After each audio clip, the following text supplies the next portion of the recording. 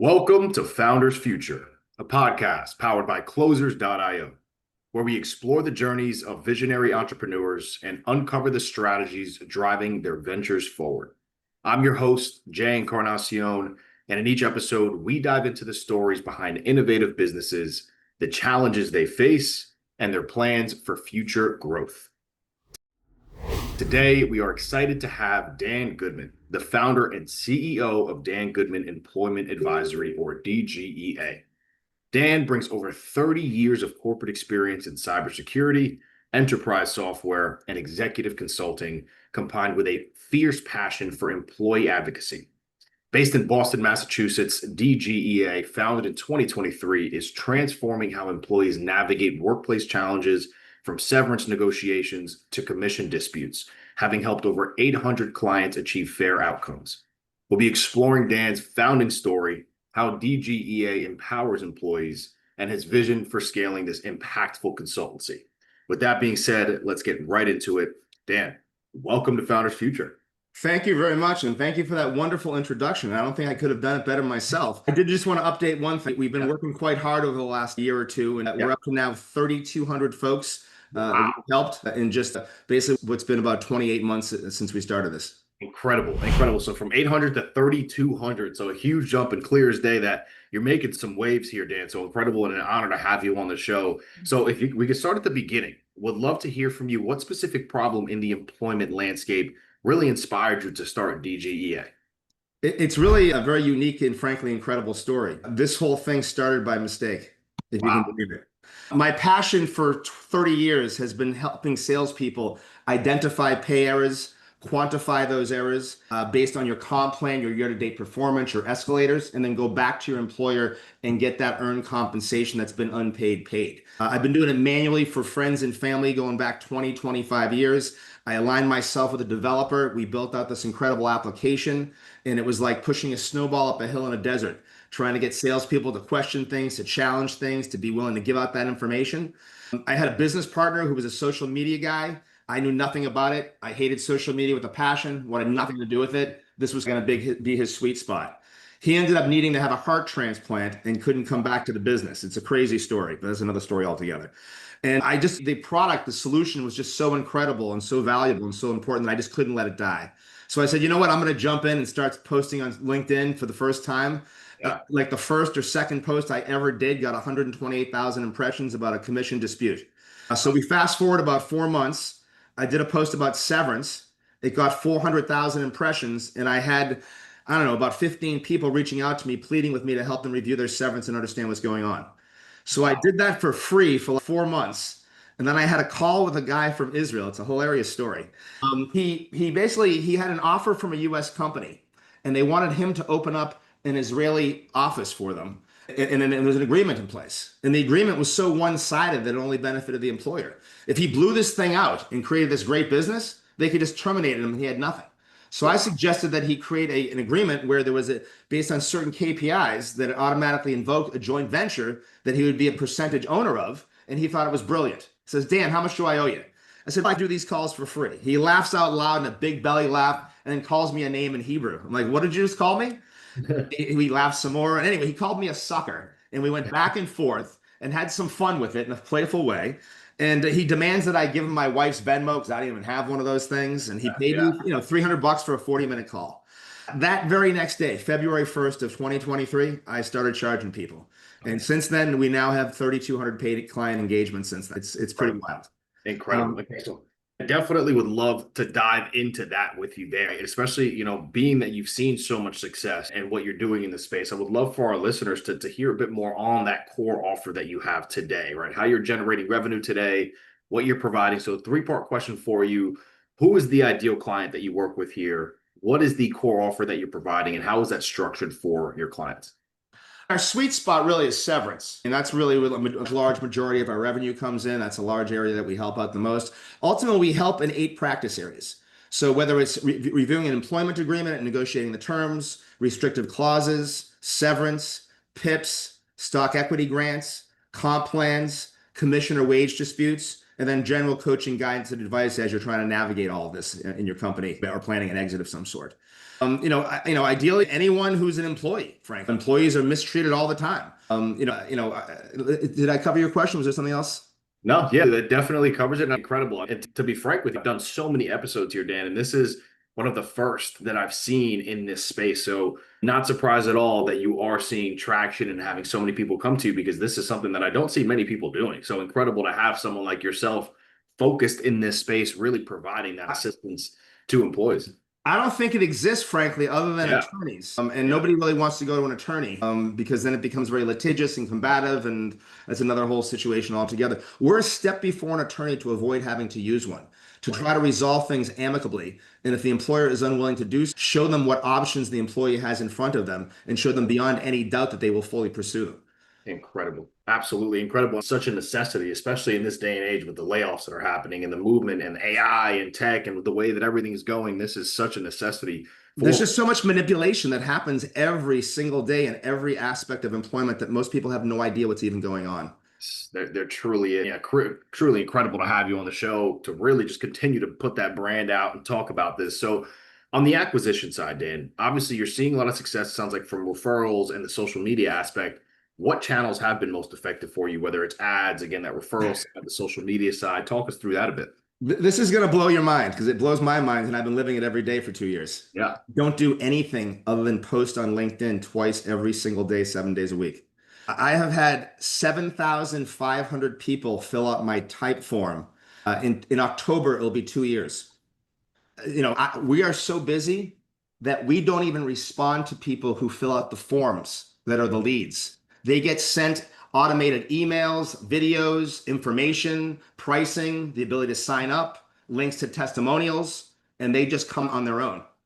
It's mind-boggling. I literally give out all of my knowledge. It's been wild. It's literally everything about it has been a 180 degrees of everything that I've known or learned throughout my life. It's the opposite. I've always been told to keep things close to the vest, don't give out all the goods, do things a certain way, pitch slap left and right, the whole thing. And it's literally the opposite of everything that everyone's been taught what to do. I go on this platform every single day and I give out all of my knowledge. I don't hold anything back. I give examples of stories that about resonate with people who experience these exact things. I have strong opinions. And that's all that people see, that I am a subject matter expert. It just goes from 6 degrees of separation. I've never been on Reddit. I've never been on Bravado. I've never been on a dozen different platforms, but I've got leads coming in from all of those places every single day. Wow. Wow. So you're literally just on LinkedIn right now. Nothing else. And that is amazing. What does that look like? As you mentioned, you have so much coming in. How are you picturing the idea of scaling DGEA? Is this to a point where now you're comfortable with how busy you are, or are you looking to keep growing and scaling and building? It's the one question that has kept me up at night for 2 years is, what does this turn into? I do just want to say one more point about the LinkedIn for a moment. Of course, yeah. So, coming in here, when I started this, I had 3,000 followers, and that was just basically sending out blind invites to people and never doing anything with it. And basically, in August, it will be 3 years on the platform fully. And I just passed 92,000 followers. And and I've generated over 100 million impressions. And I'm someone who has no idea how to use social media. Wow. Just show up, be real, put in the work, don't do any shortcuts, show up for the right reason, find a problem that resonates with people, and share all your knowledge. And then it just happens on its own. That's literally what happened to me. Absolutely incredible. And going back to that idea of scale, where are you there? Thank you for bringing me back to that. Absolutely. Yeah, that's the challenge, man. Those 3,200 paid customer engagements, I have been on every single one of them. Wow. I've got a team of 3 right now. I've got someone running the back end, onboarding clients, doing invoicing, doing all that kind of thing, customer service. I've got someone who I work with every client engagement. So between the 3 of us, we are running this thing, and it's going extremely well. We have processes in place. We have some automations in place. Every day I show up and my calendar is full with 20 calendar invites, 20 appointments. Half of them are paid individual consults of new clients, and the other half are existing clients that we're working with through our processes. So where do I go with this? It's the $1 million question. There certainly is the ability to scale it with AI. But it's going to lose that personal touch. I certainly can't be running, 80 hours a week for the rest of my life. I'm getting to be an old guy anyway. So there's got to be a way to scale this. I've been kicking it back and forth. AI can play a massive role. I don't know if this is something that frankly can be fully scaled or will lose what the business is today. The biggest value that we bring to employees right now, which is not what I thought when I started this, Yeah, is the emotional support. absolutely. People have been traumatized, they have been lied to, trust has been broken, they start to question themselves, and they're looking for someone to be there for them and to hold them and to catch them in their arms and to let them know that this isn't about them, that these things happen all the time. And then Right. to be able to stand up to it and call it out and have your truth spoken and be heard is so empowering for people. You can't put a price on that. And frankly, it's what drives me every day to work as hard as I do. It's not even about the money. If I didn't earn another dime tomorrow for the rest of my life, I would be able to live a very comfortable middle class lifestyle and still go on those, $8,000 vacations that I'm comfortable going on and not those $40,000 ones that are just, what I'm saying? It's just how I'm wired. Absolutely. Yeah. So it's what it's all about for me. Something's got to give at some point. I continue to push it out. I have all kinds of ideas. I'm having these same conversations over and over again. Yeah. And there's certainly a way to automate that, but I don't think my business will ever truly be fully automated because it will just be missing those key pieces that makes it special. That personalization side. With that being said, are you in the mindset now maybe putting together a course or workshops or a community for your clients where, as you said, that personalization factor can really come into play, having them come together or maybe doing retreats or something of that nature to do more on that side of scaling and pushing your clients to a certain aspect? Is that something that you're thinking about? Yeah, what I really need to do is hire someone, a Yeah. third person, a fourth person, a third person, in addition to me, who can run all this thing for me. I'd love to do a weekly 1 hour call-in, the employee advocacy hour with Dan Goodman, and I'm literally just taking questions from people. I can't. I did a few of those on other people's platforms, and I just loved it. I've been asked to write a book 25 different times. I've got content to write 3 completely different books around the subject matter. There's so many things to do. On the low end, yeah, I would love to put out a product out there where it's like, here is everything you need to go do this on your own. And if you need a consult after the fact to help you further, then you got to do that. There just hasn't been enough time right now. With the number of people who filled out that type form, you can imagine the number of folks coming at me. And we have not hit a bottleneck. We have a system and a process in place that we keep to. Everyone is satisfied. We have not had an unhappy client that didn't feel that they didn't get everything that they were expecting. Just incredible, honestly, Dan, being able to have you on the show. As I mentioned, one of the first to ever talk about something like this, and the success that you're seeing is truly, I mean, it's, and the Dude, fact every day I got to pinch myself and wonder if I'm in a dream. I I can ask imagine. myself, what did I ever do to deserve Yeah, this opportunity? And it's not even financially, it's the ability to impact people every day. People don't even engage in my content because they're afraid to, because Big Brother's watching. And right. instead, I get dozens of DMs every day with my post in there, sharing their story, thanking me for the content, talking about how it's picked them up off the ground. They were questioning themselves, they didn't know where to turn, and how this post made them feel heard, made them know that it's not just about them. Incredible. It is. Absolutely incredible. So with that, talk to us about the picture that you have for the rest of this year, Dan. Obviously, what you're doing is working wonders here. So what does the rest of this year look like? You still have that scale in mind and that growth in mind. What are you laser focused on for the rest of So the 2025? problem is that things are going so incredibly well, and I'm Mhm. so busy. It's just I don't have a moment to step back and say, where do we need to go? There's been no hiccups. And literally from day one, it's been the entire thing. It's been incredible. The whole model is based on trust. And I think we've had 2 clients out of 3,200 that attempted to screw us over. And it's because of the relationship that we're building, the trust that we're building, the support that we're providing. My goal is to help as many people as possible. Could I realistically say, am I going to be able to carve out time between now and the end of the year to build out that low end version where people can do it themselves, to commit the time to do that podcast or that live webinar or something? At some point we're going to hit capacity, and it would be foolish. The real question is, will I be content with being able to serve 1,000 clients a year or Right. something like that, or 1,500 clients a year, and potentially be able to pick and choose a little bit more on who we can impact? Or do I want to really, lead this whole charge and create this big entity where I'm replicating, 4, 5, 6, 10 folks like myself, and then overseeing and managing it all? I love what I do every day.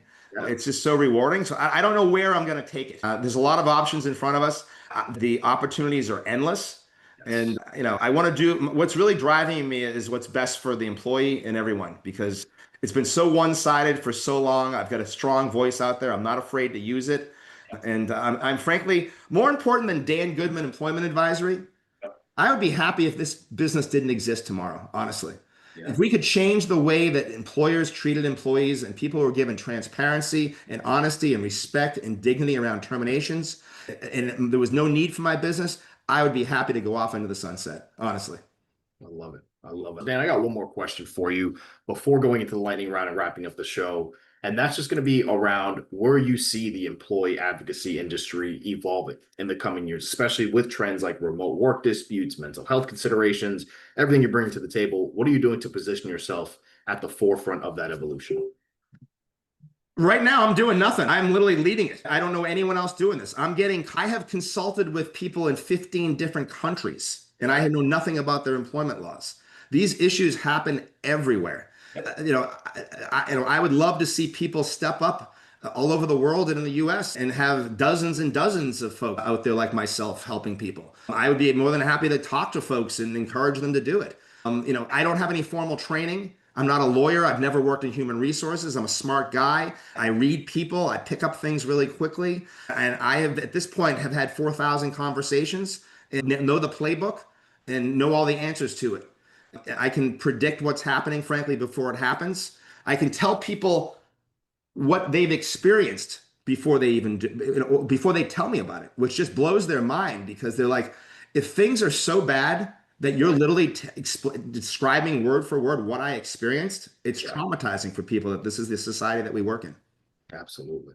Absolutely. Incredible. Just one more to wrap us up here, Dan. And again, just amazing to hear this side of things from you and what you're able to do. What is the best piece of advice? Because I know you got some good ones here that you can leave for our listeners before we wrap up the show today, Dan. I literally could give you hundreds of things, but the one thing that it seems like the umbrella of all of this is that there's a fundamental issue with society. We have all been brainwashed to blindly trust doctors, lawyers, religious figures, police officers, and employers. And as a result of that, we set ourselves up for failure and to be taken advantage of. There is good and bad in all walks of life. These folks are human just like you or I. They put their pants on one leg at a time. They should be questioned just like anyone else should. When you give blind trust, you're empowering them to take advantage of you. The other thing I would say is that we have been brainwashed by society to accept what has been handed to us, to not be confrontational.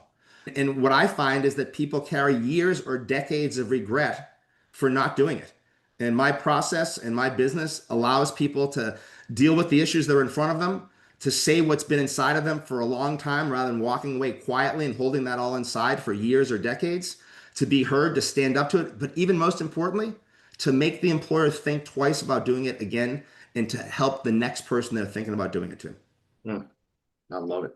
I love that. With that, right there, ladies and gentlemen, that is going to wrap up another inspiring episode of Founders Future. And Dan, truly could not thank you enough for coming on the show and sharing your remarkable journey and your insights with us. And I mean, just clear as day, the passion and the drive that you have and what you're doing in this space is such a necessity. So truly an honor and a pleasure, Dan, to have you on the show today. And to our listeners, if you enjoyed this episode, which I know so many of you have, be sure to subscribe to Founders Future wherever you get your favorite podcasts. And also learn more about Dan Goodman Employment Advisory at dangoodmanea.com and connect with Dan on LinkedIn at linkedin.com/in/Daniel-Goodman2001. For more resources and insights, you can visit us here at closers.io, where we are dedicated to helping businesses accelerate their growth. Until then, keep climbing, and we will see you on the next one.